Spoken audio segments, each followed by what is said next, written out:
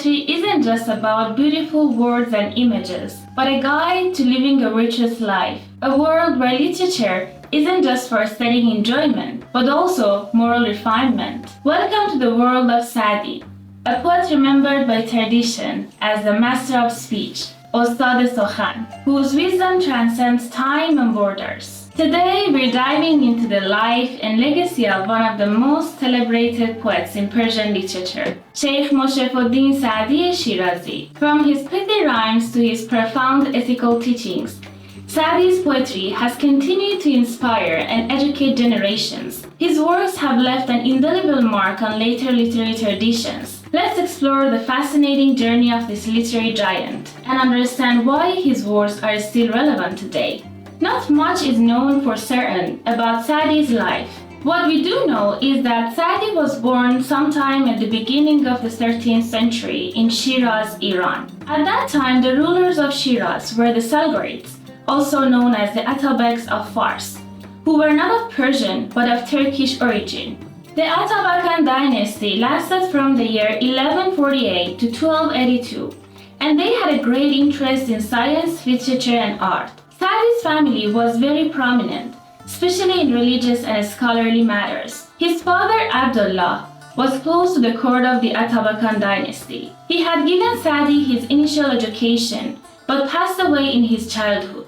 After his father's death, Sadi went to live with his grandfather. After some years of studying and working in Shiraz, he went to Baghdad to pursue his higher studies at the Nizamiya school, where he studied a wide range of subjects including Islamic sciences, theology, law, governance, history, and Arabic literature.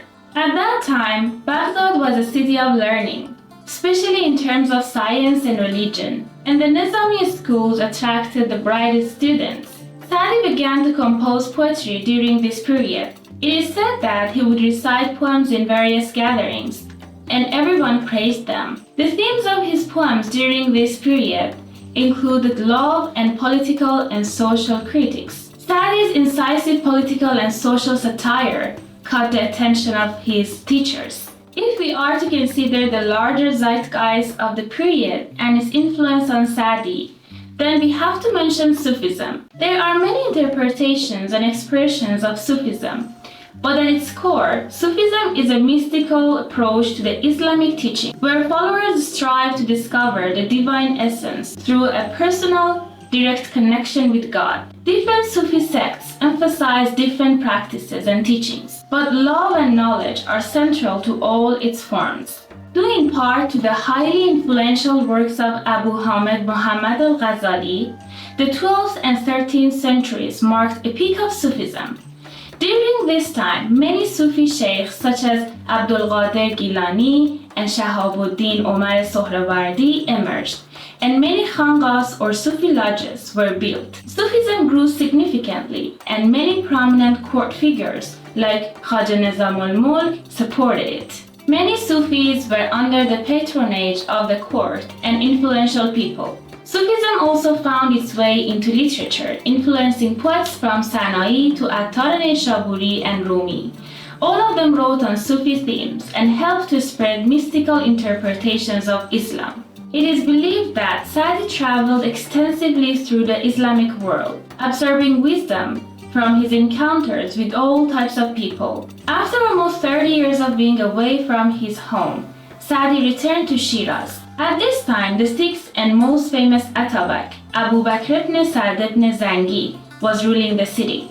Under his rule, Fars had become a safe region and was spared from the devastating invasions of the Mongols. After some time, his relationship with Abu Bakr became very close. Abu Bakr even invited Sadi to his palace to recite poetry. The nom de plume, or pen name Sadi, is in fact an expression of loyalty to this ruler. And Sadi's two most famous works, the Bustan and Golestan, are dedicated to him. These two works earned Sadi everlasting fame in the classical Persian literary canon and gained him superlative titles such as the Master of Speech, Ostad Sokhan, and the great teacher, Sheikh Ajal. Sadi passed away in Shiraz in old age, sometime towards the end of the 13th century.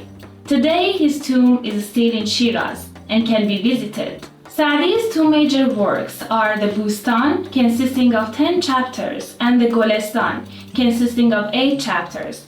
The former was completed in the year 1257 and the latter in 1258. These works consist of stories and anecdotes, hekayat, that are full of moral wisdom. To illustrate the simple but profound wisdom of Sadi, here is an example of the Golestan.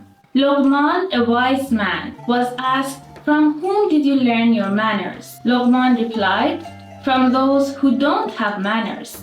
I avoided doing whatever was unpleasant in their behavior." Every single word, even if absurd, is a lesson for the wise person. But if 100 chapters of wisdom is read to a fool, it remains absurd for him. For its part, the Golestan is one of the most widely read books ever composed. After Sadi's death, these works were included in school curricula and taught to students all across the Islamic world.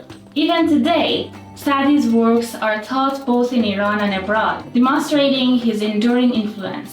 Sadi is one of many Persian poets who have left us gems of wisdom. To learn more about Persian mystical poetry, make sure to watch this next video on the screen.